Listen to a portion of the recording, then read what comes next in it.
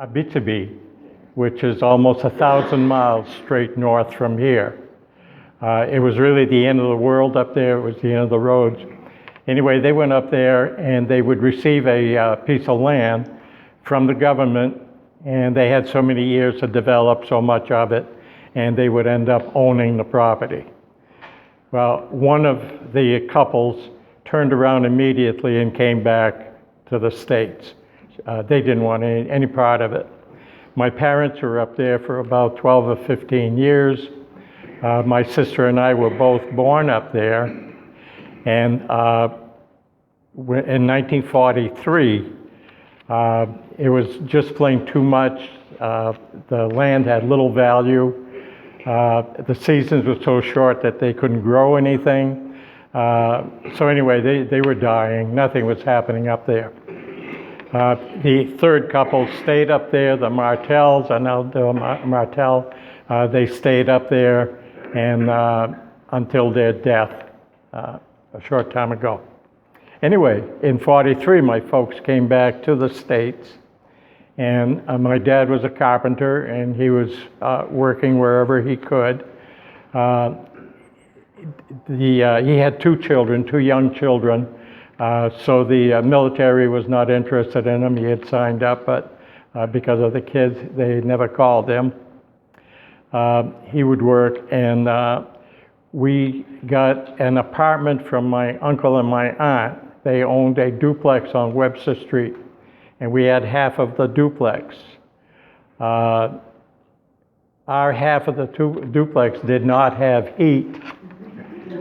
The only thing we had was a kitchen wood stove, and we had a little wood-burning parlor stove.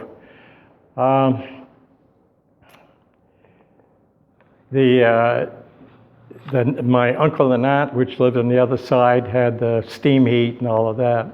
We did not have a bathtub. I didn't have a bathtub until I was 15. That's the first time that we had a bathtub. One of my father's big goals when we got back from Canada, they practically gave away the farm up there, so he had no money. He kept telling us kids that we were going to have a house. That was his goal, that he would somehow build us a house.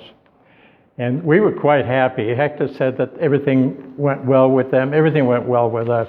I'm not complaining about a thing.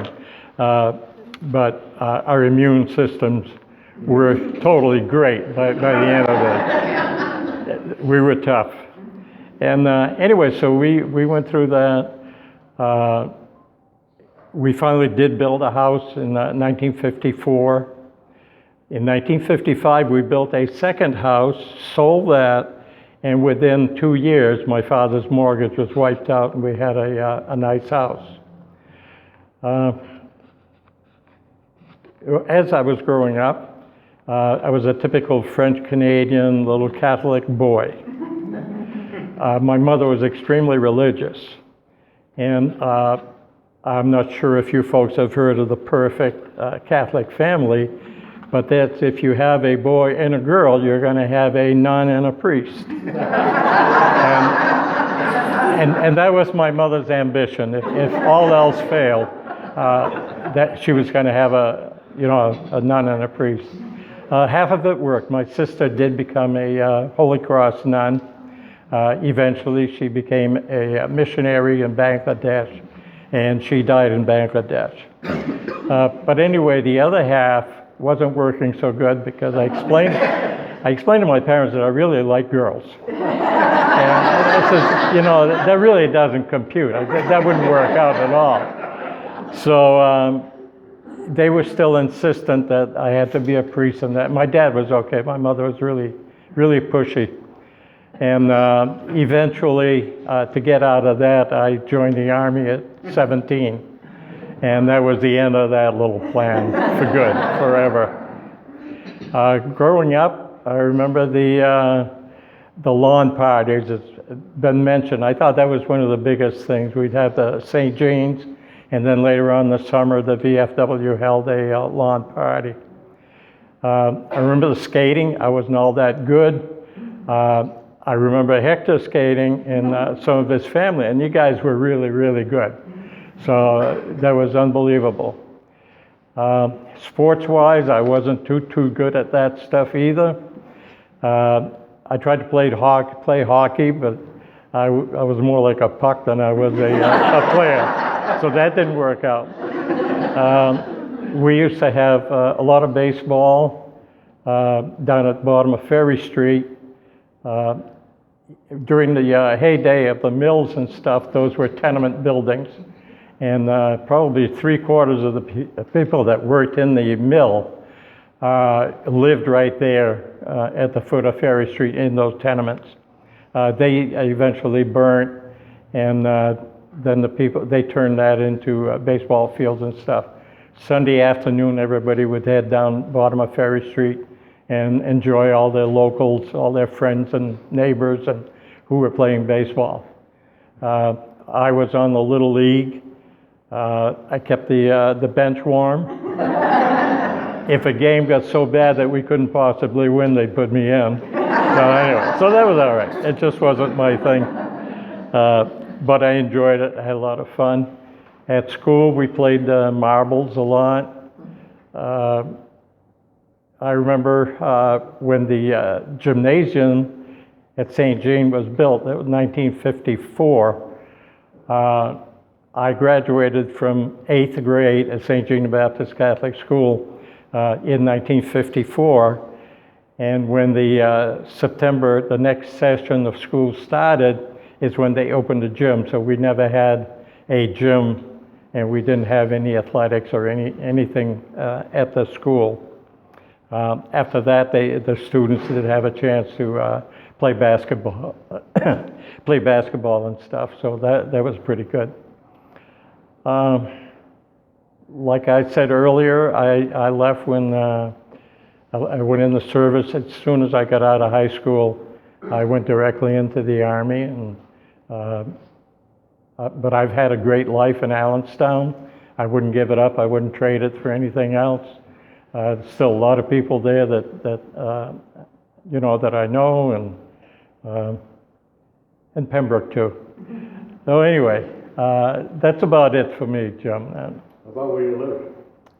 Where I live now? Oh, you wanted me to say something about the railroad? In 1965, Claudette and I purchased the old Allenstown Depot, and that is our residence. We paid $7,500 for that in 1965, but it had nothing. It had been used as a residence. I think it was Marie's uncle and aunt that lived there, and they had very limited utilities or anything.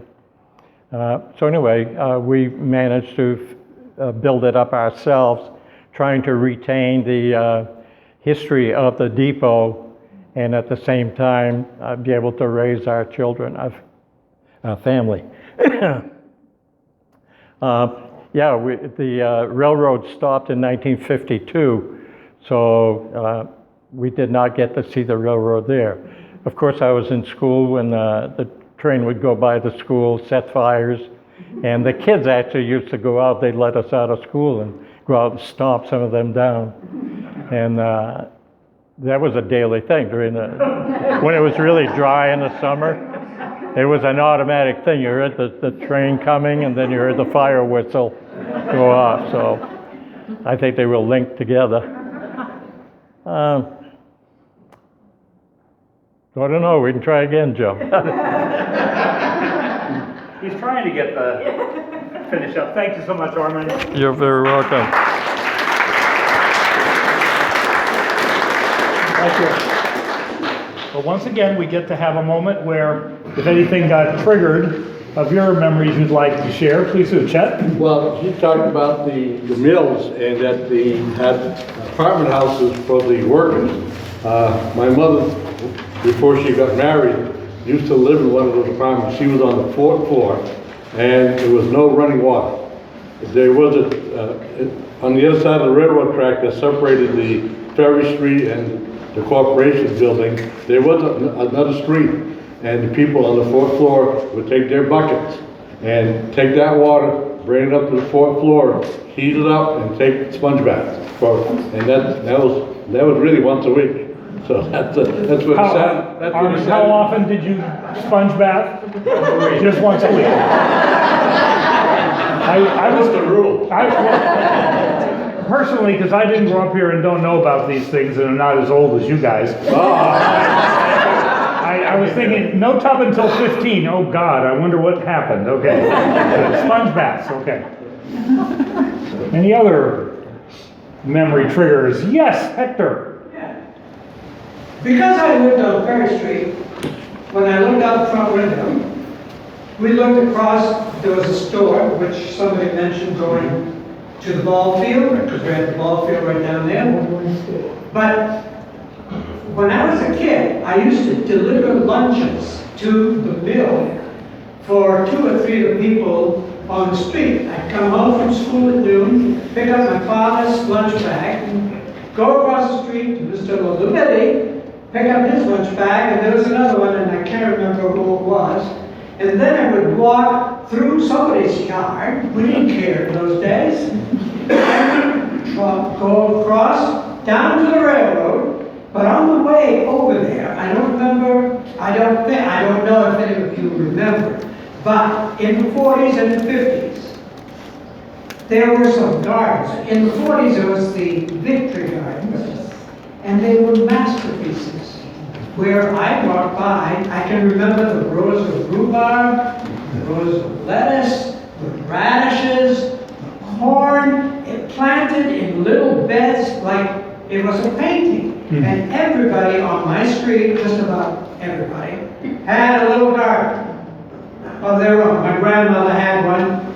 We didn't have one because we were a big family. The farmer who had a farm in the back of our house used to stop by and deliver some corn, potatoes, tomatoes, whatever he was growing, beans. Of course, we had cows in the field and horses, and that's what he used in the winter when he did his road work on the sidewalks with this big wooden plow. But I remember those gardens, and they were really beautiful, and there was a chicken coop at the end, just before you got to that little hill to go down onto the railroad track. There was a little chicken coop, and they weren't friendly. You had to watch out at doing it. They came at That's great. you. Thanks. Do you remember Bear Brook, of course, has been here forever, but it was built in the 30s, if I remember right. On Sundays, for us, my uncle had a car. About 6 or 7 in the morning, just as they were ready to open, we'd load up the cars, and we'd go in 1, 2, 3, because we all had big families. And my uncle would load up the car, would bring the food, and we'd get set up for the day. And that was an outing to us on Sundays, because it was cheap. Yeah. But it was outside, we could go swimming, we could play, we could have a good time, and it was not expensive. And we would cook out there. And the other thing that I remember is taking the bus to go to Manchester and taking the bus to go to Concord for what, 10, 15, 20 cents? Yes, Florence had mentioned that, yeah. Yeah. Those, I forgot about that. And I said, I have it down in my notes, but I forgot to mention it. Now, Larry. Yeah, if you went that way on Sunday by 9 o'clock in the morning, It was low. it was loaded, it was all Massachusetts. All Massachusetts folks, wow. Yeah. Now, where you went, is that like where the pavilion and swimming is now, same place? Yeah.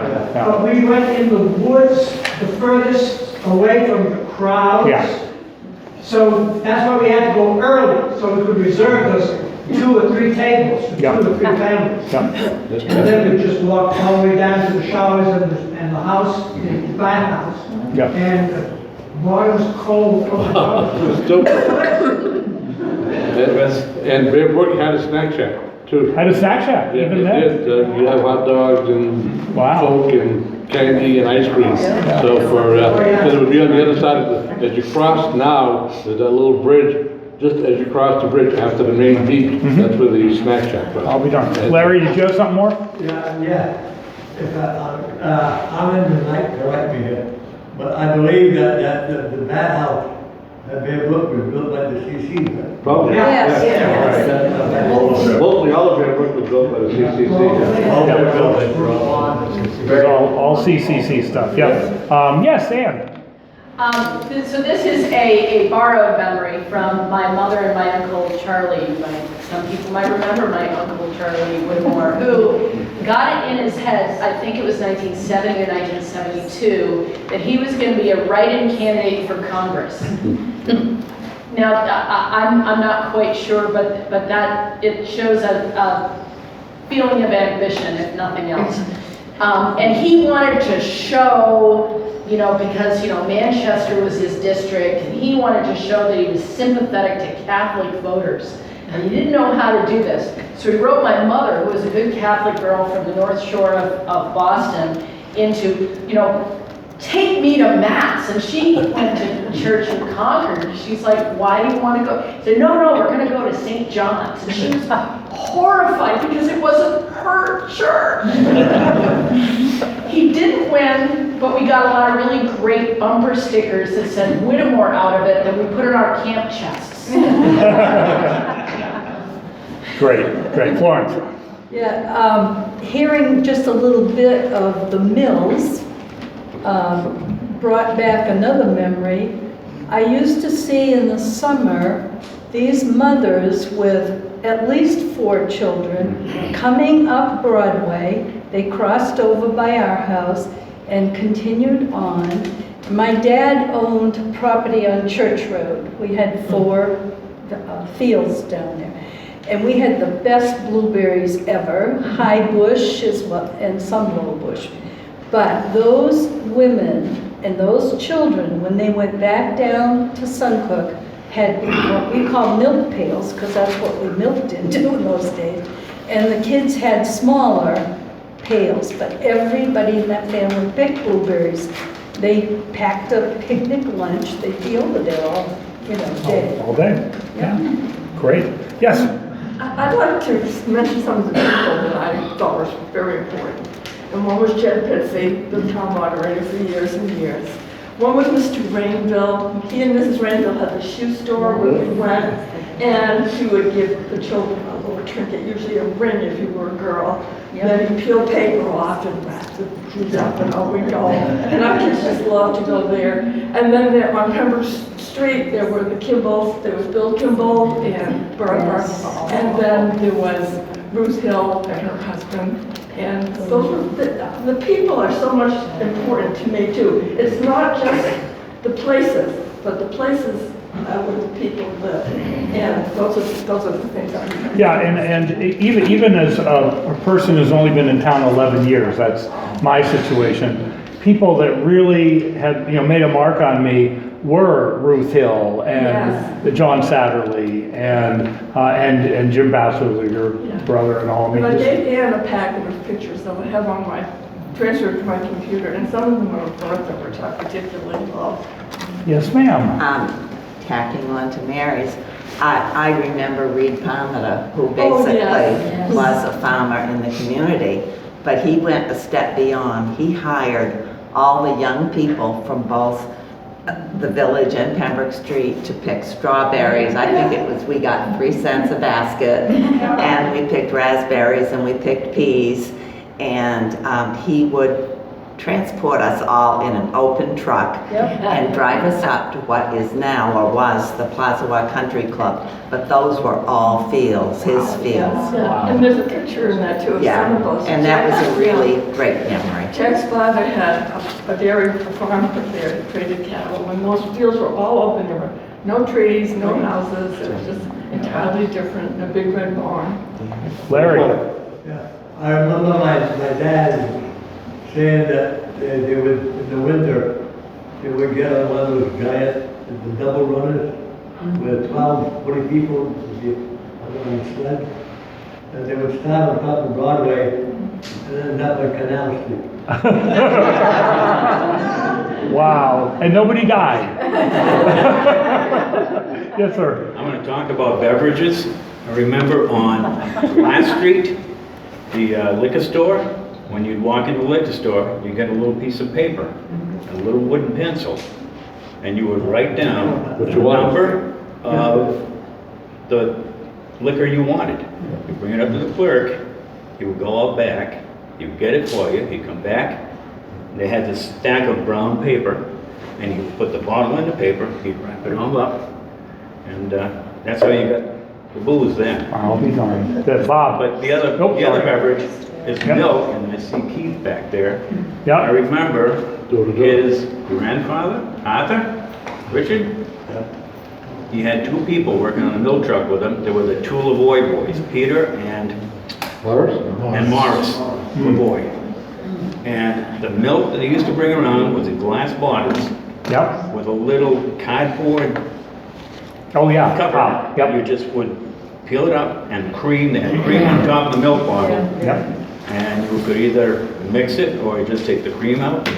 I do remember that. And Warren Foss had one too. Yeah, and Alfred Hillman. Yep. And, Yeah. and Richards, Mr. Richards, gold, Yes. gold. Yeah. That's what he was talking about, yeah. that's right. Now, did Grimes deliver it? No, He no, just sold it. No, Grimes didn't. He just sold it. The Grimes had a lot of dairy cows, so I think he sold commercial. And Grimes did. Huh? Yeah. And we shipped milk. It's 2 weeks dairy, and 2 weeks dairy, inches of dairy. All done. Yes, it is. My husband used to talk about playing basketball in the gym that's above the old Pembroke Waterworks Yep. building now. Well, Mike Chickering used to play there a lot too, so that's where he used to get his big three-point shot. And he was ahead of his day on doing the long shot. But he used to do a two-hand set, but that was his forte in basketball. He played for PA, but that's where he played it, above the waterworks. Well, Well, I went from grades 1 through 6 at the Little Red Schoolhouse that's across from the Congregational Church here. So that's my memories. We didn't have any rides, we had to walk. Were you gonna say something earlier? Or?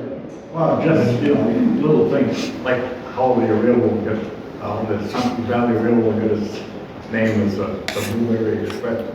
I don't know how true it is, I've never participated in it. They claim people used to get their little buckets, wait for the train would, as it was going to Pittsfield, would drop them off somewhere, and they do their picking, and then when the train came back, pick them all up again and bring them back. That's how I got this Blueberry Express thing. So it's the Blueberry Express, could have been the Pickett Express or something. It was the Blueberry. Larry? Bob, we used to have the blueberry fields in Boston. And they used to, So was that part of it, because it went up to Barnstead? And blueberries up, we had the blueberries up there, okay, there you go. and you ask that gentleman that was talking about the liquor store there, back then they used to call it Dr. Green. Dr. Green? yeah, well, all the buildings were painted green on the outside. Oh, okay. That makes sense, good enough. Okay, it's time for our final presenter, keynoter, celebrity in town, all around nice guy, dear friend of mine, Tom Pitsey, so we'll get Tom up here.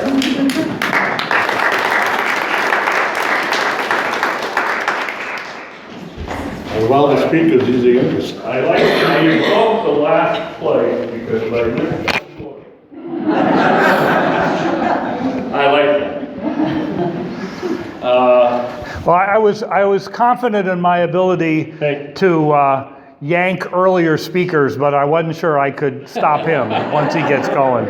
Oh, I volunteer. Are you gonna wander? Can everybody hear me? I need this for the recording. I need this for the recording, Tom. So, okay. Where do you want it? Put it right here somewhere. Right here somewhere. Okay. Okay, and Okay. There we go. And then I gotta go back here and get you on screen. how's this going to work? Oh. It's short on one end. Can you hear me with this on? Yeah. Okay. Hi, I'm Tom. And I'm glad, I'm the youngest of all. There are people here that have a lot more knowledge than I ever would think of happening. But as I was listening to some of the people, because when Jim called me, it was like, growing up. So I'm thinking, and it's easy, a 10-year-old, 11-year-old, that I can relate to that. Things I remember was the Christmas parade, but Blackie was the Santa Claus. And they used to have a sleigh. One year there was no snow, so they brought it in somehow. And they used to go over to the theater in Allenstown, and everybody got a stocking. No matter, who you were, you got the tangerine and candy and whatever else, but it happened every year. And Blackie was Santa Claus for a lot of those years. Go ahead, Larry.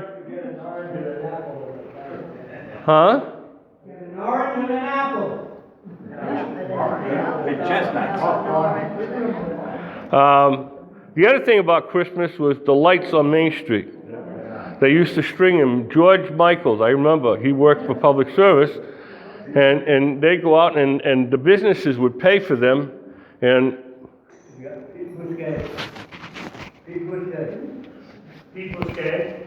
what?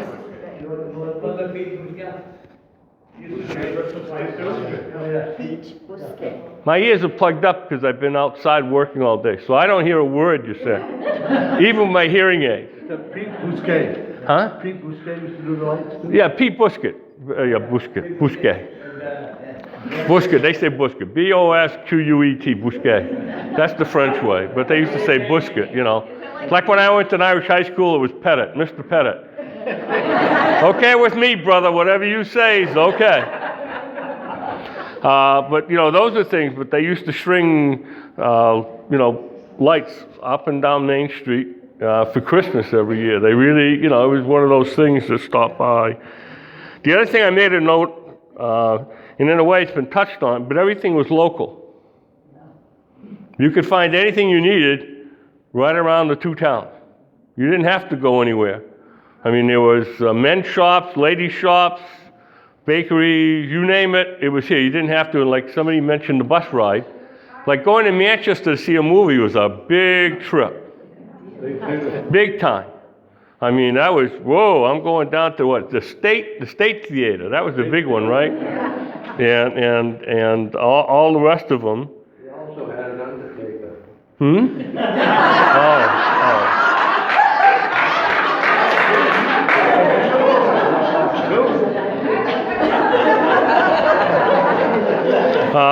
Little League was the church league, not, but it was not Little League like we know today. It was sponsored by the church. It didn't matter where. Like Jimmy was one of the best players I ever had when I was coaching. I had him and I had Dougie Prue. Boy, I tell you, I had some pictures.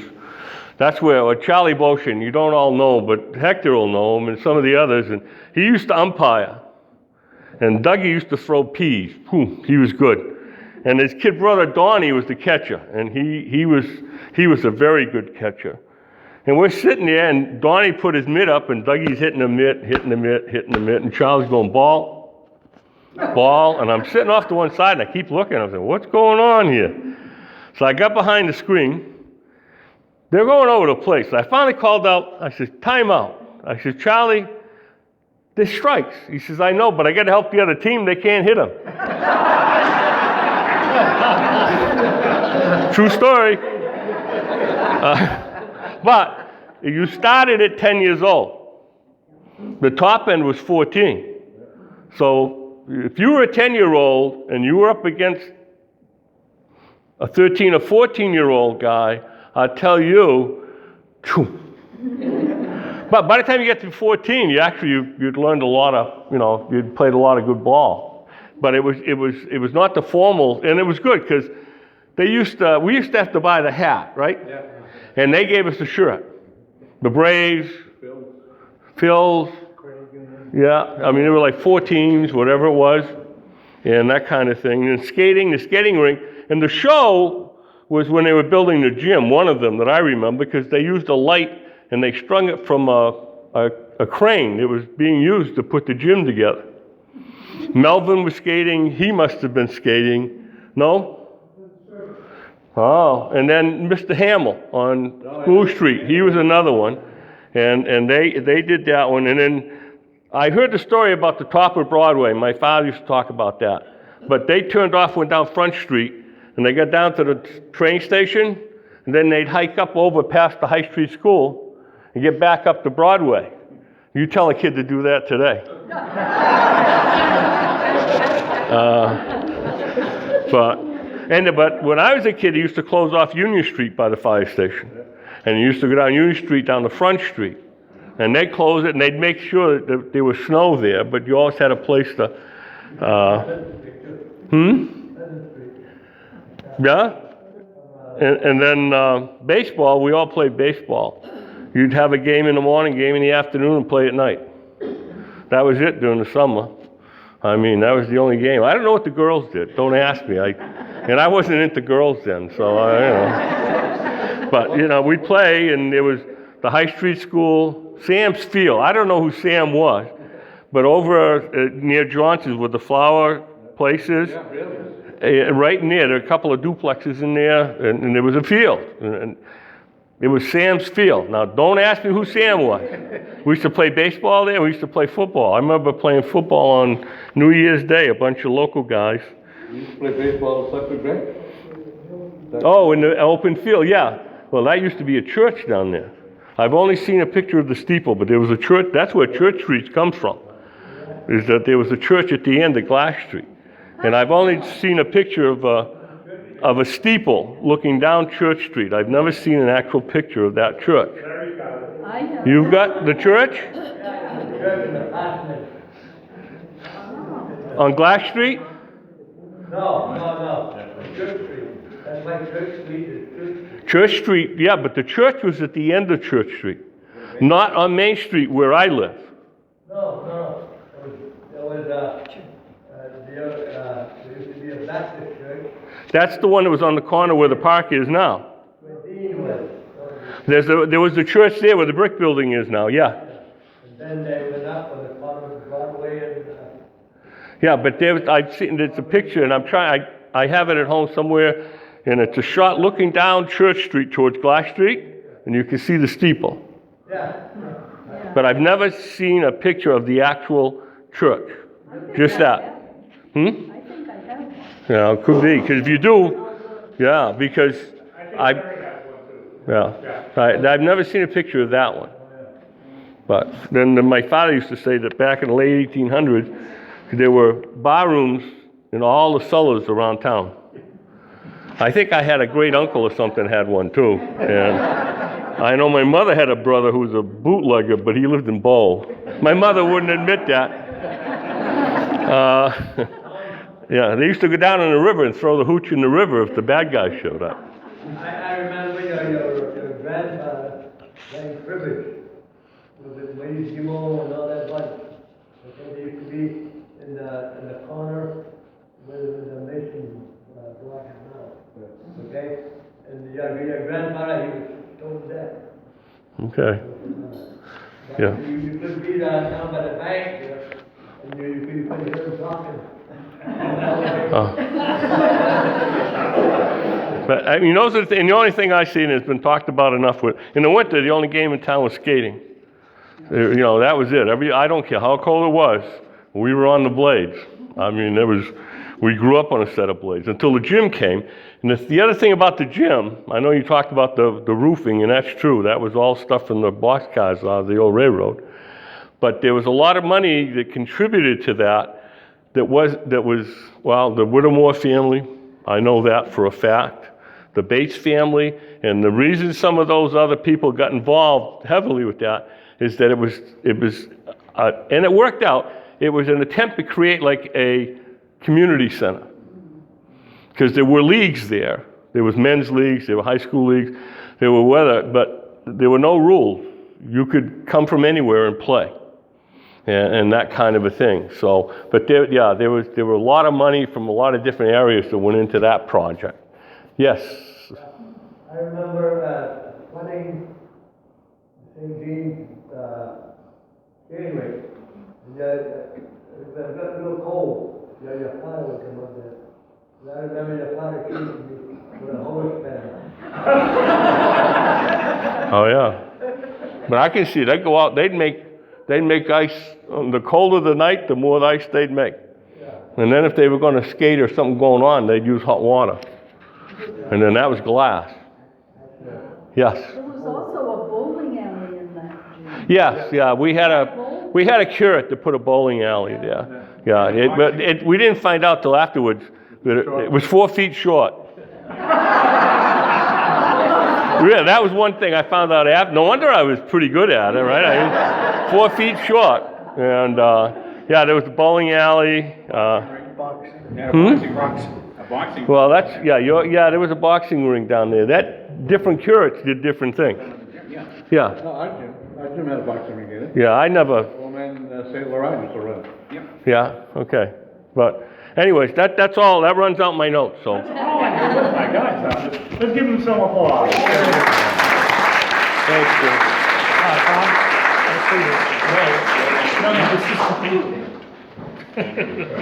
thanks. Okay, did that inspire anybody with additional memories? Oh, what a surprise, Larry. Yes, go ahead, Larry. I remember Tom, during a week of town meeting. Had a week.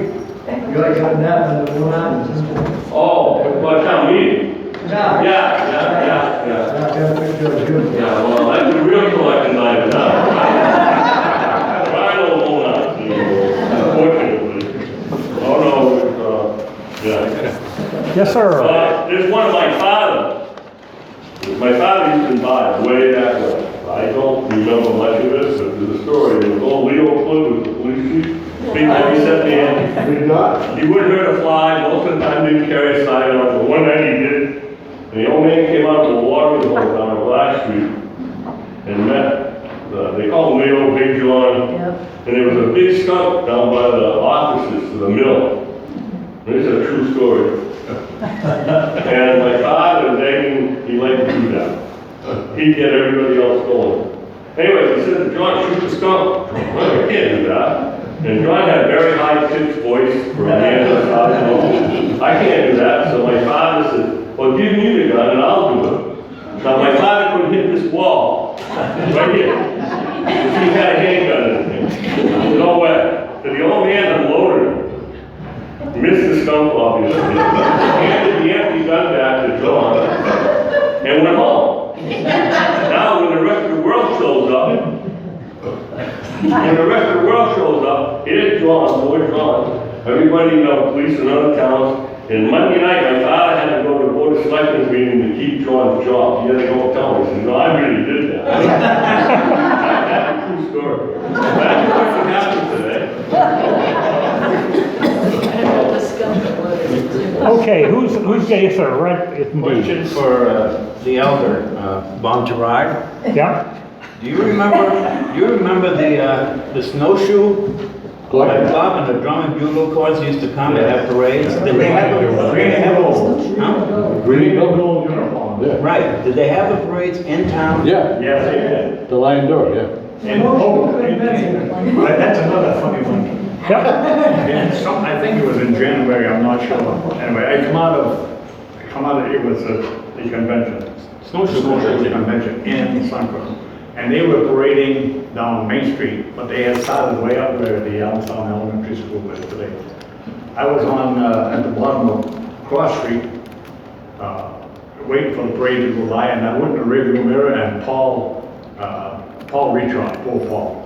He's coming down, his car is fishtailing, doing everything. I said, oh my God, I better hang on.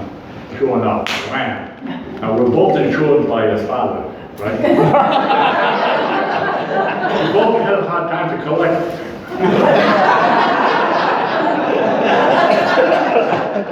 That's a great story.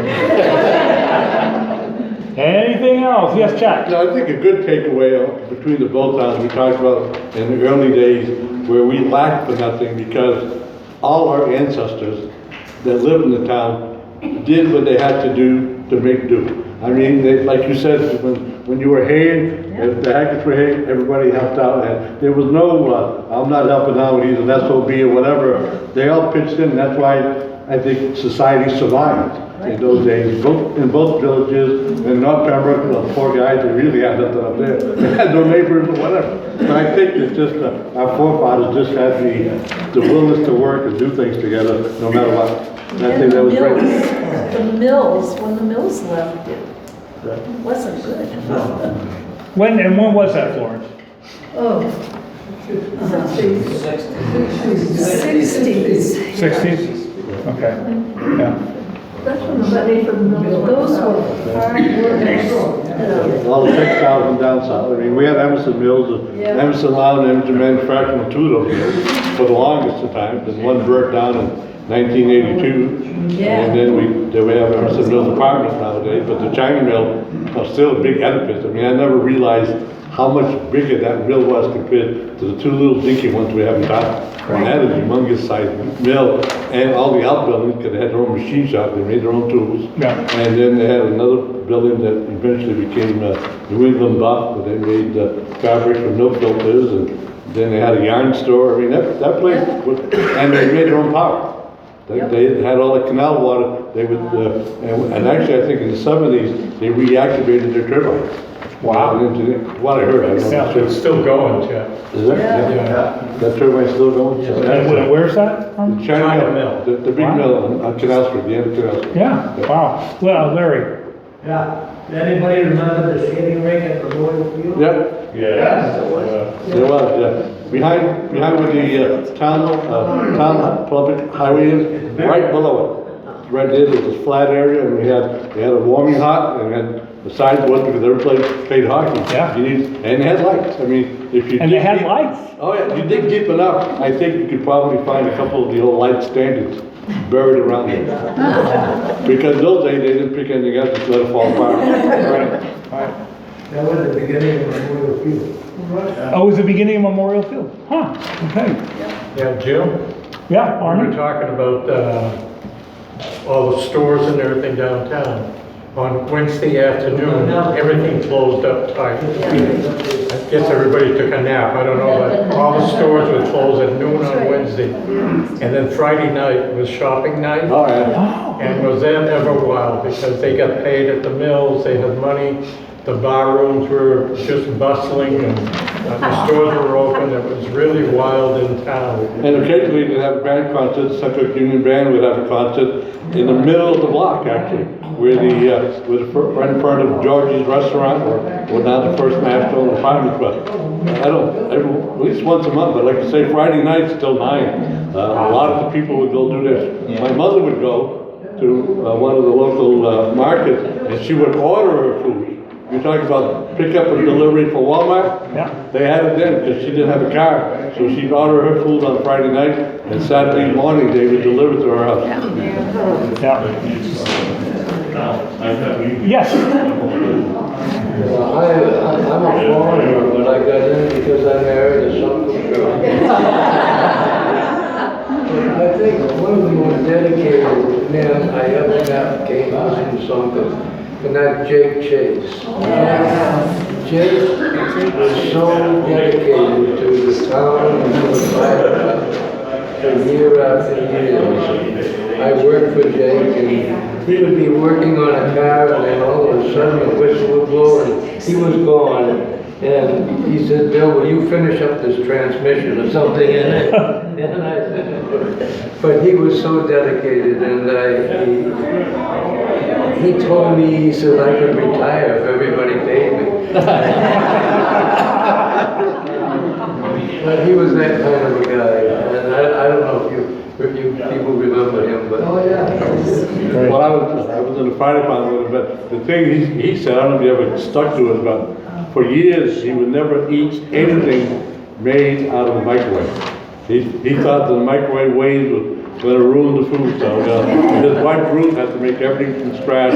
There was no microwave in that house. Okay. Larry. Here we go again. I can't remember that a lot, but at one time the fire department had a Dalmatian dog. Yeah. Yes. Yeah, I remember one time, they got up to the top of Main Street, there was a dog by the Aqua gas station up there. And there's a dog out there, the dog out the window, looking fire. And the dog out and Well, you were the one that took care of that dog most of the time anyway, right? Huh? You're the one that took care of that dog most of the time. Oh, yeah. The Dalmatian, yeah. You're right here, I think. But TJ got ticked off at me because I started a petition to get rid of the dog. I want to, Keith, any stories you want to share that this is triggered from your time, or the farming and milking and all that stuff? Not really. No, just as soon forget it, okay. Yeah. Anybody else have, yes, Hector? Well, with Memorial Day coming up, I was reminded when I was a kid, my mom used to dress us up. Usually, she made us little suits, like a little white suit, sailor suit, hat. My sisters were dressed up, and we'd all go to the cemetery because it was Memorial Day. And there was a parade at one time. But then they changed it to Mondays. And now there's no parade because everybody's gone.